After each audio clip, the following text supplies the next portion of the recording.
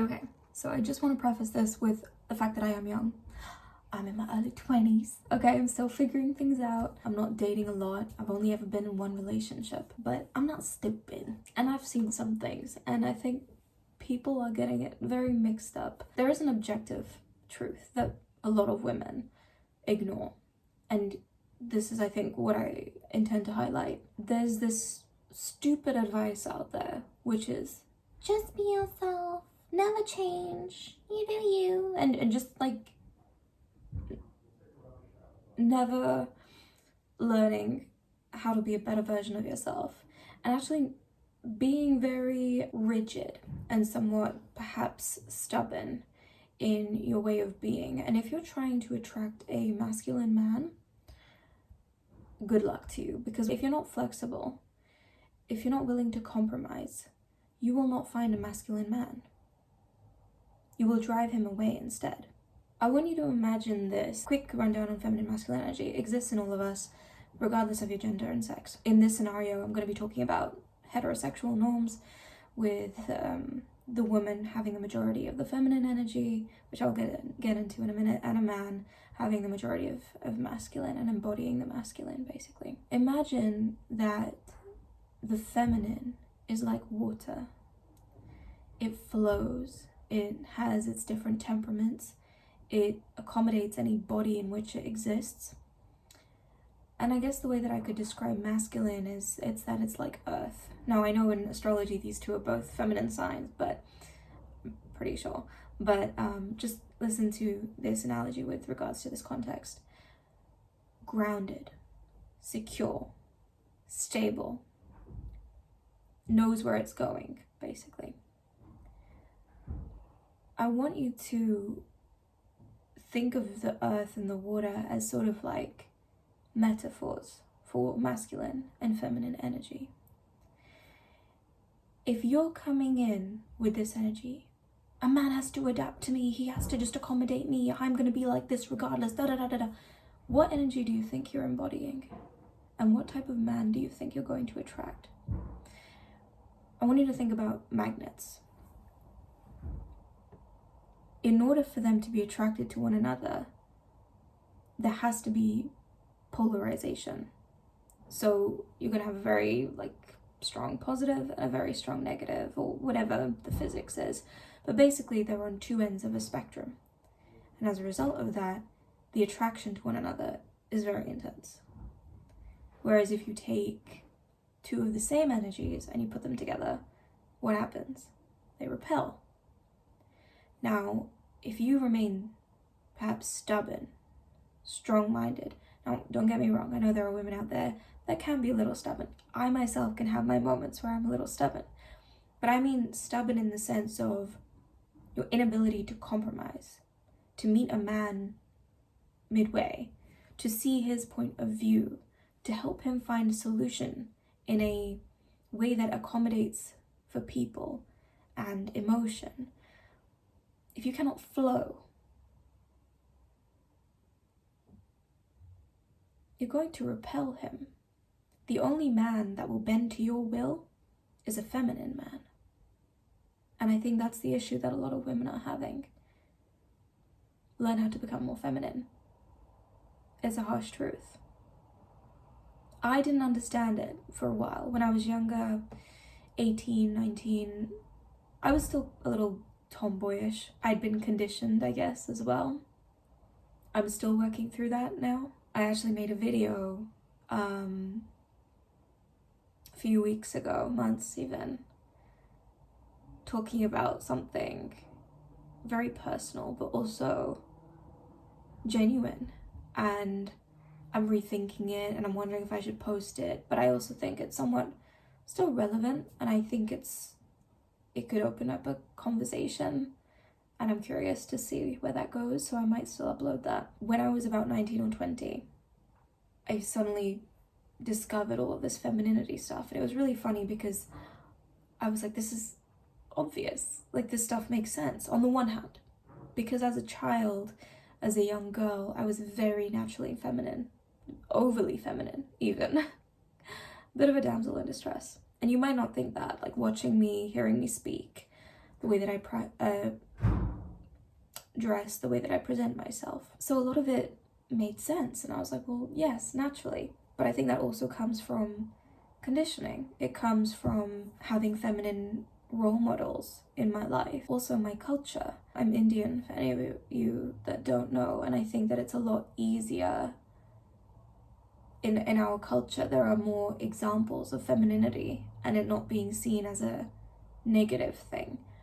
Unfortunately, with the presence of toxic masculinity, things are changing there, which is very sad, but there are still some wonderful examples of femininity within my culture, which made a lot of this seem like common sense. But on the other hand, there I was thinking, so I have to change myself. I need to look like this in order to be more attractive to a man, or I need to do this and speak like this and do that. And I had this real mental struggle of, how much do I have to do? How far do I have to go? If someone's gonna love you and they're gonna be attracted to you, aren't they just gonna be attracted to you regardless? Like, what is this? Well, to finish off that story, I learned about femininity. I learned how to dress myself better, so I adopted a new style. I wore things that were high-waisted, things that accentuated my waist, a little bit more of a feminine cut. Up until that point, I've been wearing a lot of mid-rise things, taking fashion inspiration from BTS, which is a boy group, like a K-pop boy group, in case you don't know. So a lot of the fashion was kind of tomboyish, maybe not flattering for my figure, etc. So during COVID, I really started experimenting with that, my hair and my makeup and my nails, and I started presenting myself a little bit differently and playing with my feminine energy again, the way that I had when I was a young girl, unknowingly, the first time around. It did yield some results. I noticed people, men, looking at me differently, not in a gross way, just in a way where I could tell that they were attracted to my energy, and the fact that I was presenting myself a certain way made it easier. So there's that. Time passed, things happened. I was in a relationship, then I wasn't in a relationship. Whilst I was in the relationship, I really recognized how much feminine energy I had inside of myself. And I wasn't ashamed of it. I loved it. And I think that's become an issue today. A lot of women feel that by being in their feminine energy, that they're being suppressed. That's not true. They feel that by being in their feminine energy, they're being disempowered. Whatever the opposite of empowered is. No, that's not true.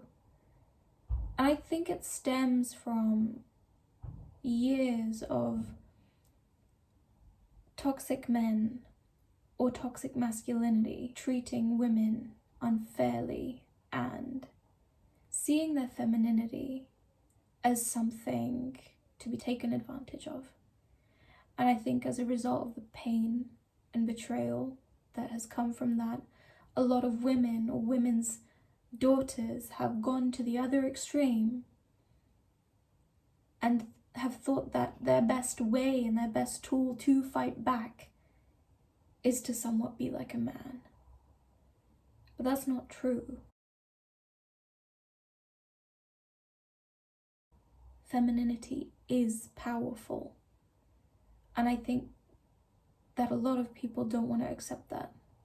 Now, I'm still figuring this out, how much feminine energy I wish to embody, how I embody that, how much of it is forced, how much of it is authentic to me. The reality is that I don't want to center my existence around men and a man and appealing to men, because it's tiring. I'm not interested. And my life is more than that. My parents didn't have me for me to revolve my existence around appealing to men. However, I can recognize in a dating setting or in a marriage, say with a marriage with a man, how my feminine energy will be required. One day I want to be a mum. Now, I hope to raise my children in a 2-parent household.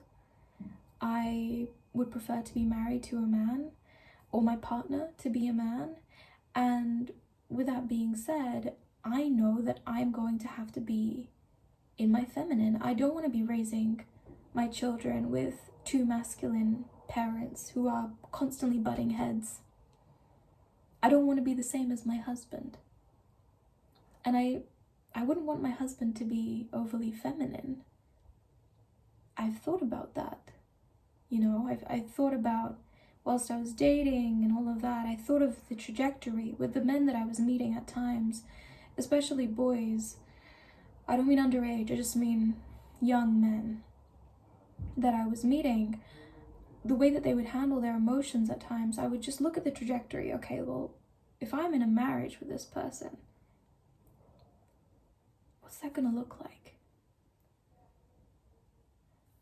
I don't have any problem with pulling weight. No problem. Once I realize you're it for me, I will pull whatever, where I'm there. Therapy we need, you have a health condition, your family's coming over last minute and we gotta like clean up the house and cook five meals or whatever. I am on board.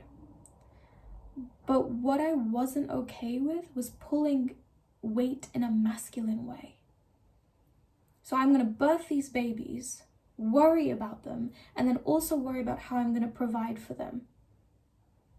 That's not what I want. But that's what I was gonna get if I stayed in my masculine energy.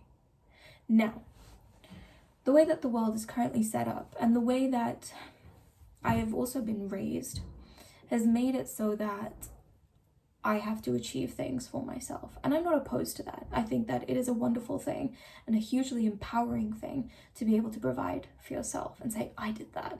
I did that for myself, regardless of your sex, your gender, whatever, whoever you are. Trust me, coming from, I had money. I was working part-time for 5 years. My parents took care of like everything I needed, and whatever money I earned, I just spent it on whatever I wanted. I don't have a job now. And I've been very broke, and having to turn to people, especially after having earned, and say, please, can you lend me money? It feels so deeply humiliating. It doesn't feel good. Now, some people, they're okay with it, and that might work for your relationship. Is it something I would encourage? No, I would not encourage anybody to not have their own money, ever.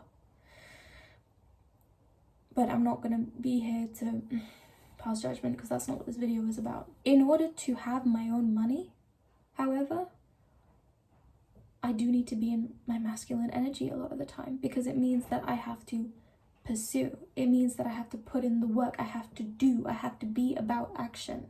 I have to spend a lot of time being in the state of action as opposed to just being. And being is the energy of the feminine, and doing is the energy of the masculine. And so it can get quite tiring. But with time, what I've learned to acknowledge is there will be times and spaces where I have to be in my masculine energy.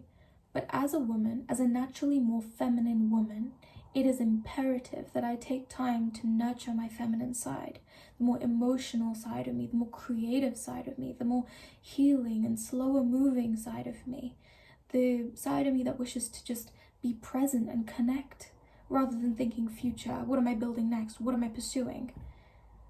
If any of you women out there are burnt out, I need you to ask yourself, am I spending a lot of time in my masculine energy? Because sometimes that could be a huge reason as to why. Another objective truth, which is one I was going to get into earlier but didn't. There's this thing where women don't want to see themselves as they are. And I get it. I'm guilty of this. I have been guilty of this. So we've got this whole business of women saying, I'm a 10, right? And their viewpoint is, I saw myself as like a 2 or a 3 for so long. My self-esteem was rubbish, and now I've worked on myself. I love myself more. So I see myself as a 7, 8, 9, whatever, or a 10. They think, however, that because they see themselves as 7, 8, 9, 10, that the rest of the world should see them that way. And then they get upset when the world doesn't see them like that and doesn't react to them like that. Now, this might seem contradictory with regards to what I say about law of assumption and your energy and all of that, and you got to see yourself as that first before anybody else sees you as that. So it might seem contradictory, but what I want to mention is that there is an objective beauty standard. I understand for so long we've been shamed. If you're not thin, you're not good enough. If you're not curvy, you're not good enough. If your waist isn't this size, you're not good enough. And that is horrendous. It's absolutely horrible. And I think the bounce back, or the sort of repercussion to that now is women of all size being like, well, you know what, I'm a 10 and that's that, and that's final. And you know what, I love that for you. You deserve to have that confidence and to feel great in your body and your skin. Yes, but what I'm trying to say is that the rest of the world may not see you as a 10. And confidence is not saying I'm a 10 and everyone is going to think that I'm a 10 and that's that. That's arrogance, and it's not very feminine. Confidence is being like, I'm a 10. To myself, I'm a 10. The world may see me as a 6. That's okay. The world may see me as a 2. That's okay.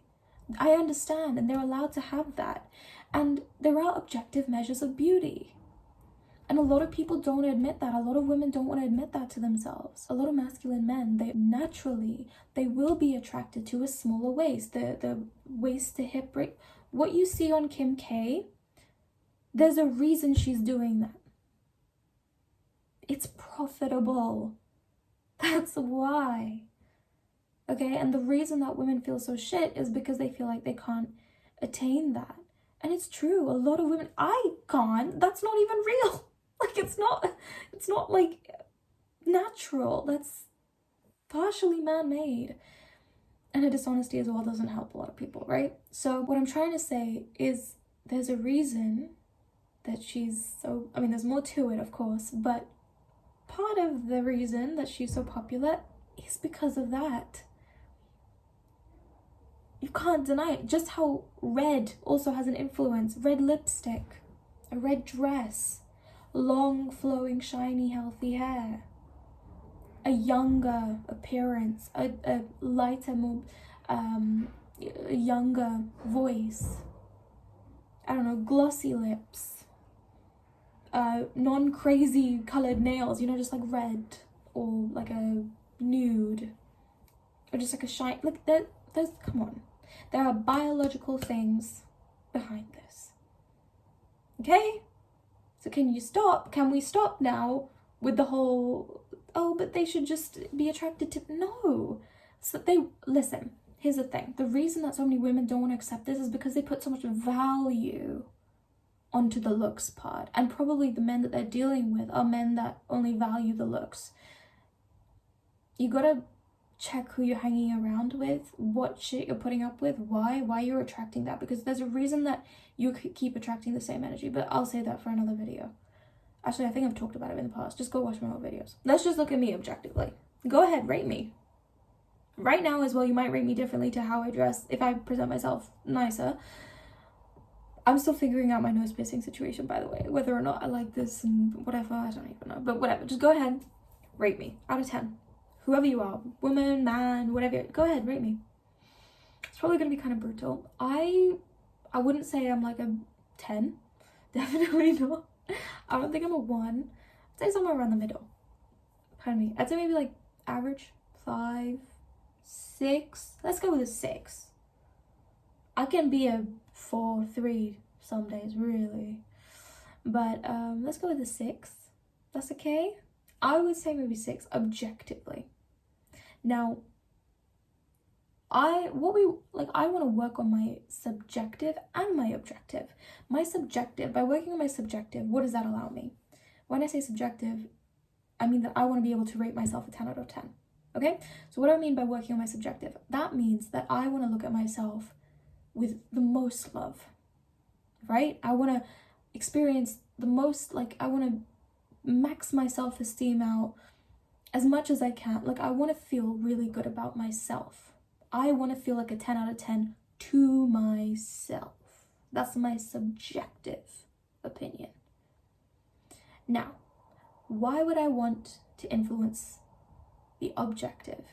A lot of people just think, oh, well, I'm a 10 out of 10, like I said, so they'll want everyone else to think that. No, like we've discussed, there is an objective reality. Why do you think that there are certain people on TikTok that get the most likes? I'm not one of them, right?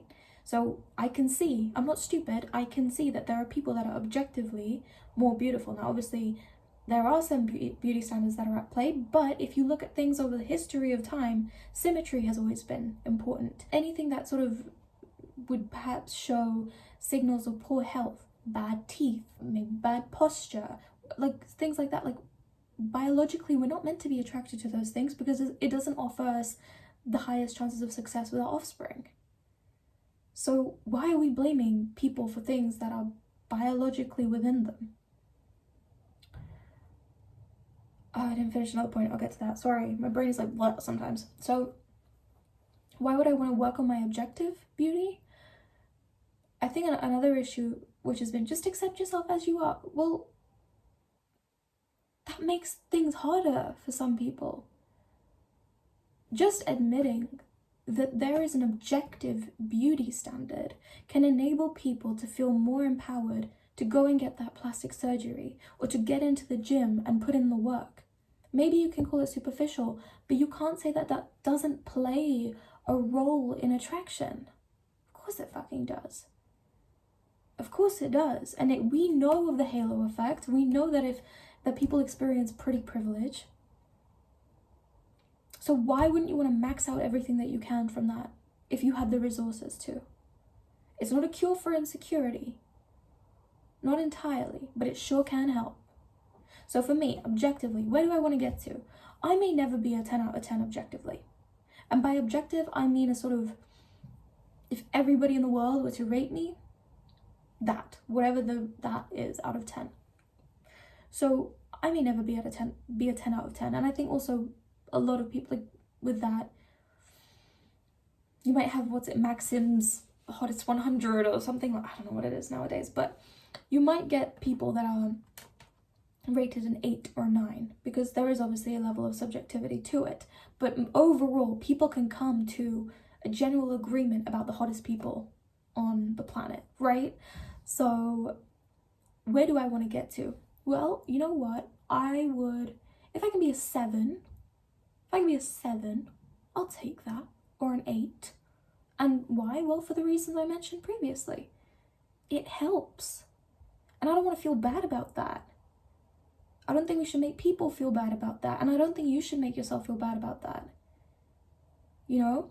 Now, I think the reason that a lot of women, a lot of people take issue with this is because, yeah, here's the thing.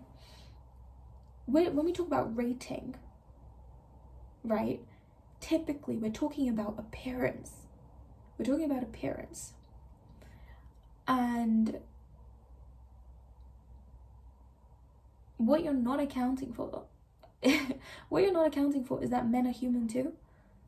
So just as you might have a certain type in men, you might physically be attracted to something, you might look at a guy and rate him 9 or 10 out of 10, you can't sit there and say that his personality doesn't make a difference, that his character doesn't make a difference.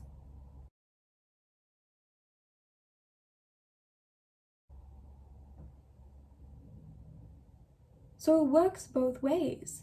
So don't sit there and say, I'm a 10 out of 10, eating a bag of Doritos and then some every single fucking day, and expect everyone to see you. Look, if you don't have the best looks in the world, fine. But max out your other bars. This is advice that I would give to anybody. If you're not winning in the looks department, squeeze out everything you can from there. Yeah, make it so that subjectively you see yourself a certain way, and that comes through like subjective and objective. What I'm talking about, it comes through goal setting, it comes through journaling, it comes from going to therapy, having good friends. Like really go and just watch The Wizard Liz, that'll help you enough. But like squeeze out everything you can from your looks, but recognize that that's also not everything. Yes, it plays a part, so we can't ignore that, but it's not everything. And I think people would get a lot less offended if they stop putting so much emphasis on having other people having to rate them like a 10. You don't have to be a 10 out of 10 for somebody to see you as wifey material. Don't you understand? Haven't you seen there are those men that go out, they date the hottest women, and then they end up marrying the girl next door? She may not have been a 10 out of 10 with regards to looks, but she was a 10 out of 10 when it came to character. And she was pretty enough. She knew how to put herself together. And I think this is what people are lacking nowadays. They don't know how to work with their bodies. They don't know how to carry themselves. They don't know how to take pride in who they are and what they do have to offer. Listen, you don't have to go out and pretend that you're a 10 out of 10 in order to be confident. You can embrace the fact that you're a 6 out of 10 and just love yourself regardless. Be like, ugh, that woman who's running across the beach with those bloody huge boobs that's got every man turning his head. Yeah, it would be great to be her, but you know what? There are probably other buzz in her life where she feels like she's lacking. She's gonna have her own insecurities. This is something that I'm insecure about. It is what it is. This is what else I've got going for myself. It doesn't mean I'm better than her. It doesn't mean she's better than me. It just means that we're different. We've got different strengths. Some God-given, some not. She could have great boobs. You could have a great ass. You never know. Learn really and truly. I think also a lot of modern, when I say modern men, I don't mean men in their 30s. I think, but then maybe I see more of these discussions from men in their 30s because they're the men that are interested in the marriage and in the settling down and stuff. Aside from like Hamza's content, I haven't seen too much with regards to men talking about the importance of feminine women. You'll also find that the men talking about the importance of feminine women will also be the same men talking about the importance of masculine men. So before any feminists, those feminists, get triggered by what I'm saying, no, there's not a double standard with regards to that. So you're good. I think also if you consider yourself to be a feminist and you get triggered by hearing the term femininity, that's clearly an issue for you, and you need to ask yourself why. And if you want a masculine man, aka a man that will provide and protect, and I don't just mean provide financially, I mean like emotionally, he can be like this rock and this stability for you. You got some healing to do, some introspection. It's okay. World has kind of gone a bit nuts. I'm still trying to figure it out, but femininity is not anything to be demonized, nor is masculinity. It's when it gets toxic, that's the issue. But anyway, that's whatever. What I went to say was a lot of men, especially like young men, they don't know how to articulate what it is that they want. And so it comes across, I mean, I guess in a way, until a lot of experiences, they don't realize what they want. Same for women as well. A lot of men do want a feminine woman. And that, you know, some would describe it as being submissive. And I don't think it's... Listen, men like a little teasing, okay? They like a woman that knows her mind. And it doesn't mean you have to go about yelling. It doesn't mean you have to go about shouting. If you're dealing with a masculine man, if you're dealing with a toxic masculine man, or you're dealing with perhaps a feminine man, well, actually, with a feminine man, you don't really have to, it's just kind of your way, whatever. He won't even say anything, really. You might just have a little whinge about it. Toxic masculine men might have you screaming at the top of your lungs. And if that's not natural for you, they're the issue. Get out.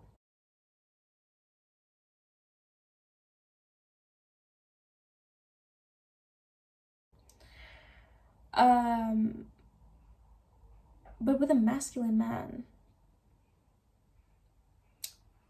a confident masculine man, you will never have to be afraid of having an opinion. You will always be able to feel secure in the fact that you will be listened to. You will never have to raise your voice in order to make your point known. At times, look, fights happen, disagreements happen, but for the most part, Oh fuck, I forgot what I was saying. Great. Good. Basically, that femininity is an asset. And I think if there's anything I've taken from it, I've learned to lean into my femininity more and see it as a power. I think I bring both here. I mean, feel free to tell me what your impression is.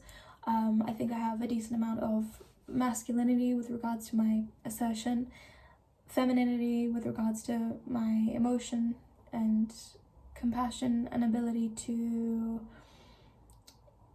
understand emotion, I suppose, but feel free to let me know what your perception is. The way that I present myself here, the way that I would present myself perhaps in the day-to-day when I'm achieving things, or when I have to go and, I don't know, like I've had a leak and I need to get something sorted, like it will be more masculine because I need to get things sorted. I will go about things perhaps in a more assertive way. But when I'm in a relationship, or when I'm in a dating scenario, I know how to step back and I recognize my role. And it doesn't mean that I need to sit down, look pretty, and not say a word and just bat my eyelashes and it's all about my looks. No.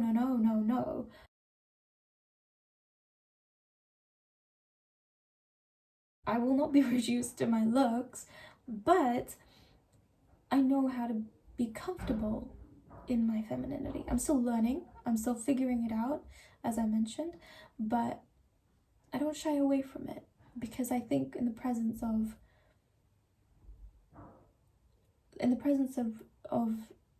pure masculine energy, my being in that energy, in my femininity, is what allows for the most success and the most happiness. I don't need to control everything because I can trust that I'm okay, that this man will be able to do the logical problem-solving thinking. If he needs me, I'm here, I'm all ears. But a lot of women don't put emphasis on that. A lot of women get stuck in, oh, but my waist isn't this size. And look, it'll influence initial attraction, of course. But are you able to be feminine? Because you can be plus size, but you can be incredibly feminine.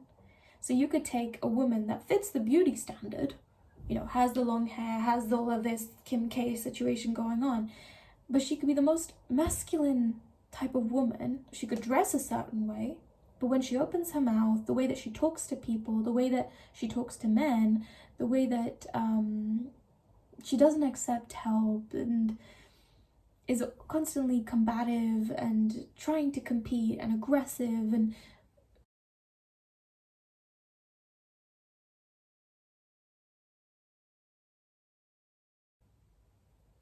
that's not gonna get her much further, is it?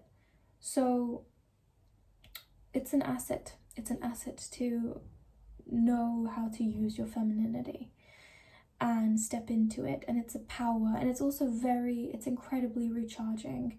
Like I said, I do spend a lot of time in my masculine energy trying to problem solve and figure things out and time manage, and also I think trying to work in a disciplined, structured way every single day as a woman can be very difficult. Or as a menstruating person, I mean, again, I'm just going to say women as like an umbrella term, because our cycles are very different to men. So there will be like weeks or a week where I'm just like, I can't do this. And so to sit in my feminine and flow, it's incredibly healing. It's incredibly healing. To be feminine is not to be weak.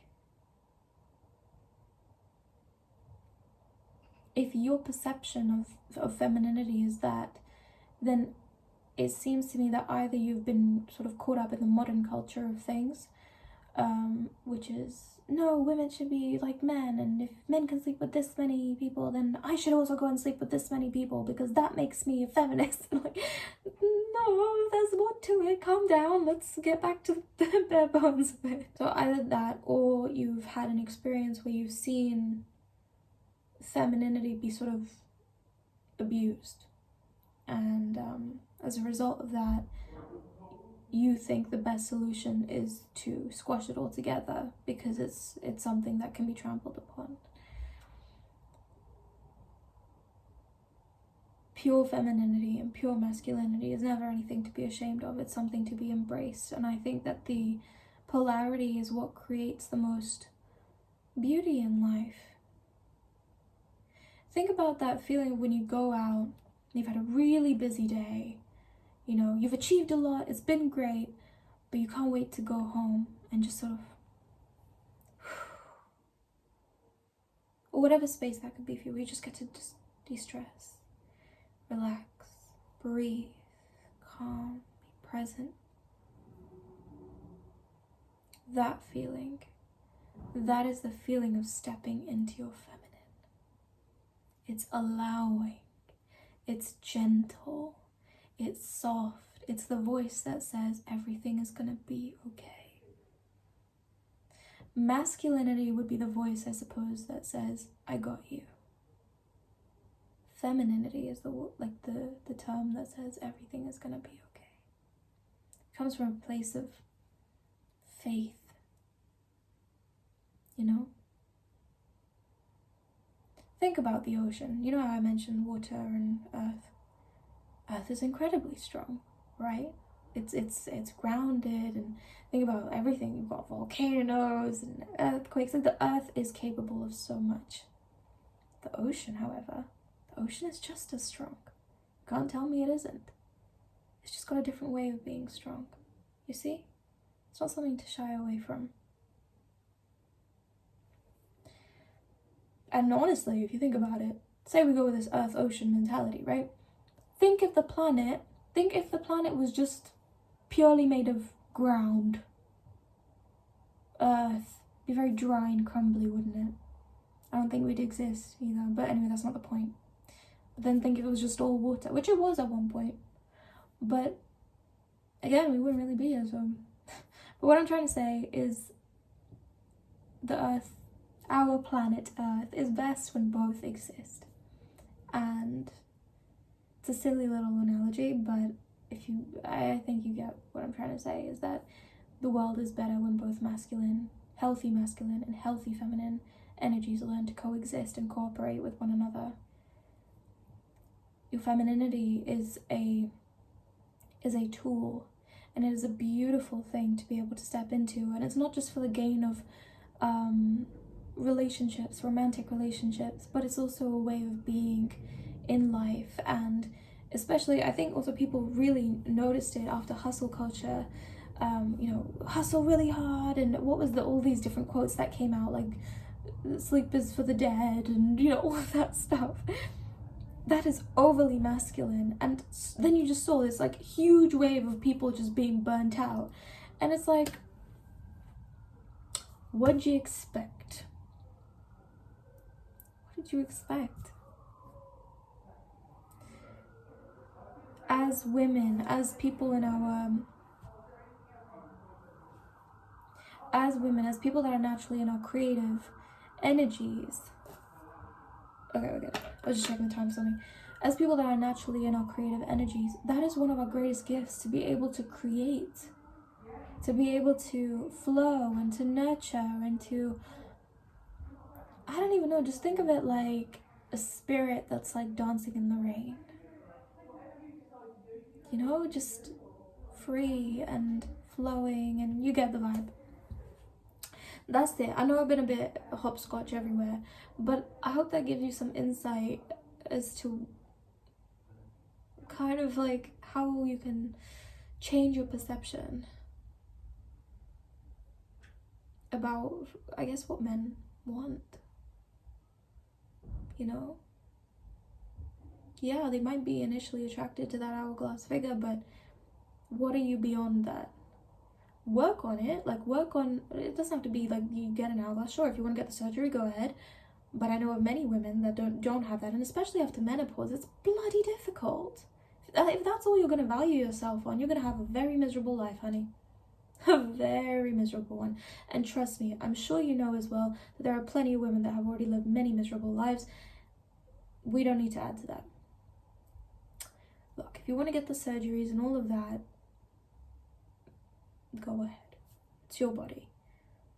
But character is a thing too. Femininity is a thing too. And that's something that we're missing nowadays. So let's work on that. Let's see where that takes us. And also, to all those women out there that are like, oh, but men only want a big butt and stuff, work on your femininity and then tell me. See which type of men you attract then. Might take a little moment. Give me after like 6 months, a year. Let me know then what type of caliber of man you're attracting. Women, we're, you know, when I say women, I mean the femininity in us. We're bloody beautiful. You know, we can birth children, and we have this sort of, not just the children, but whatever baby we have in our life, whether it be a project, a business, or whatever, we have this amazing ability to just pour into it endlessly. You know, when we birth something from our creativity, we have this capability to just sort of become all consumed by it, which sometimes can be a little too much, but in such a beautiful way where we can just create and create and create. And because we're able to be so empathetic and tap into the senses of the people around us, we have this amazing ability to transform like something out of nothing too, and to create sort of like this harmony and this peace and this sort of, is it collectivism? Like,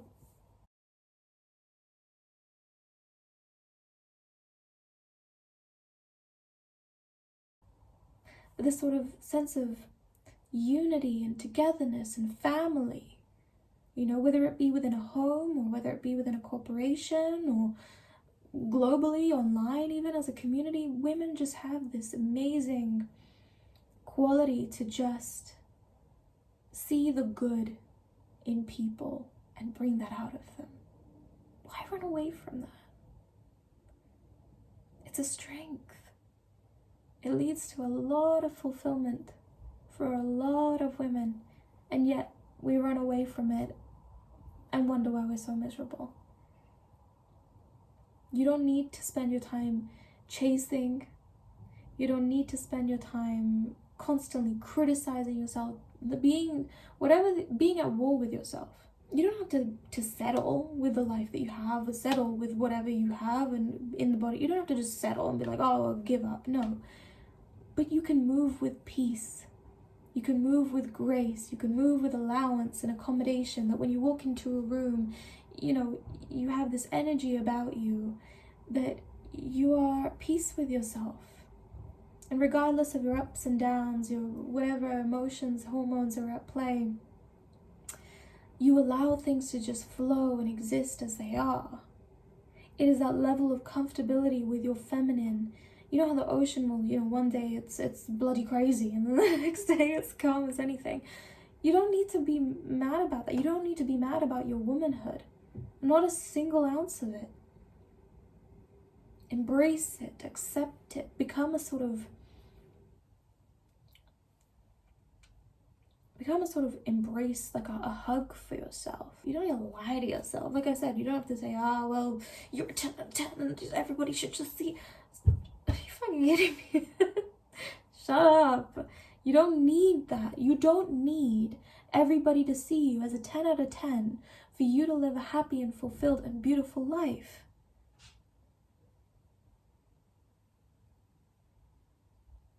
Be at peace with yourself. Be happy. I know people will be like, oh, easy for her to say, I'm clicking off this video. Seriously. Practice presence. Practice being in the moment. And I don't mean you have to be like reckless and like, oh, well, I want this now, I'm gonna buy this now. No, just be where you are right now. Because if you want a masculine man especially, he's not really gonna be where you guys are. There'll be moments for sure, but as a masculine man, he will always be thinking, okay, where are we going next? What am I working on next? What is our next conquest? That's how his brain will work. And in order to allow him to feel that level of peace, because that's what men want. When they're looking for a feminine woman, they're looking for, right?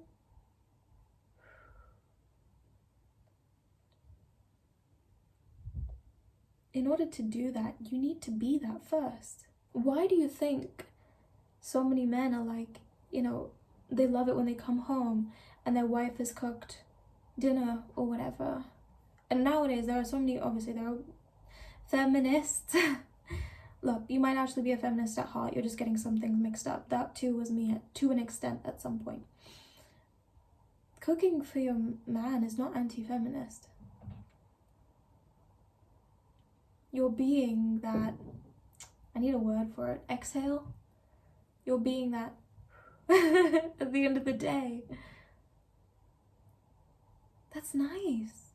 That's flat. Look, if your guy doesn't come, if he comes home and you've cooked for him and he sits down and he appreciates it and he's like, this is amazing, that's great.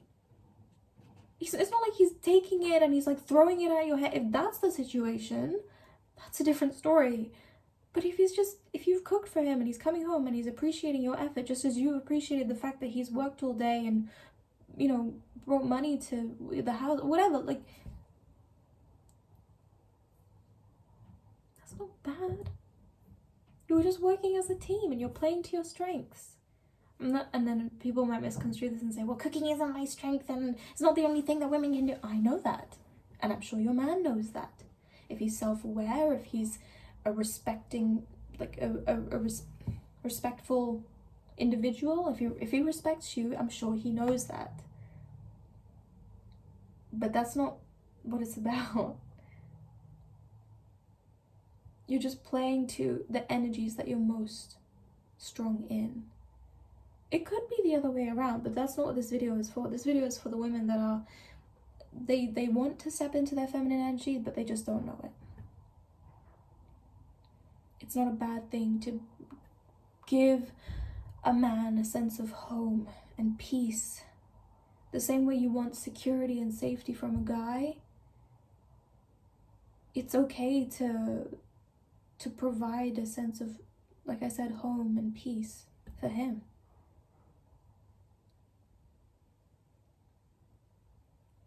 I think that's why they say as well, like a lot of men look for another version of their mother. But think about it. For a lot of men, people that have healthy relationships with their mother, what does the mother symbolize? Home, right? Nurturing, safety, calm, and a different type of safety, like a that everything is going to be okay type of safety, right? That's it. I've rambled for long enough, but I hope that helps. Let me know your comments down below. My views could change, they could evolve. I'm still learning, I'm still growing, but I think I've seen enough and I kind of understand enough to speak on this, as I already have. I hope that helps. Yeah. That's it for now. Take care of yourselves, happy relationships, happy dating, and I will see you in the next video. Bye.